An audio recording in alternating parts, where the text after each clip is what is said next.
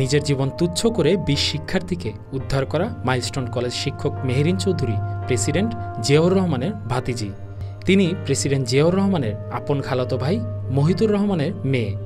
বাড়ি নীলফামারীতে। তার স্বামী মনসুর হেলাল এ বিষয়টি নিশ্চিত করেছেন। তিনি জানান, তারা মেহেরিন চৌধুরীর মরদেহ নিয়ে আজ ভোরে ঢাকা থেকে রওনা দিয়েছেন। তার বাড়ি নীলফামারীর জলঢাকা উপজেলার বগলাগাড়ি গ্রামের চৌধুরী পাড়ায়। সেখানকার পারিবারিক কবরস্থানে তাকে সমাহিত করা হবে বলেও জানান মনসুর হাবিব।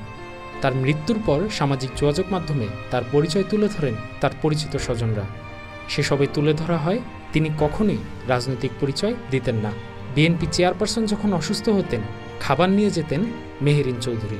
যেখানে বিএনপির বাঘা বাঘা নেতারাও যেতে পারতেন না গ্রেপ্তারের ভয়ে, সেখানে মেহেরিন চৌধুরী যেতেন। কারাগার থেকে হাসপাতাল, সবখানে। বাইরের মানুষ তাকে চিনতেন মাইলস্টোন কলেজের শিক্ষক হিসেবে, কিন্তু তার আড়ালে তিনি ছিলেন প্রেসিডেন্ট জিয়াউর রহমানের আদরের ভাতিজি, মামাতো ভাই মহিদুর রহমান চৌধুরীর মেয়ে। প্রেসিডেন্ট জিয়ার মৃত্যুর পর আপন ভাইয়ের মতো তার পরিবার আগলে রাখেন এই মহিদুর রহমান। কথাগুলো অনেকের অজানা। মিডিয়া ফোকাসের জন্য অনেকেই অনেক কিছু করেন, কিন্তু এই পরিবার কিংবা শিক্ষক মেহেরিন কখনোই কোনো প্রচারে আসতেন না।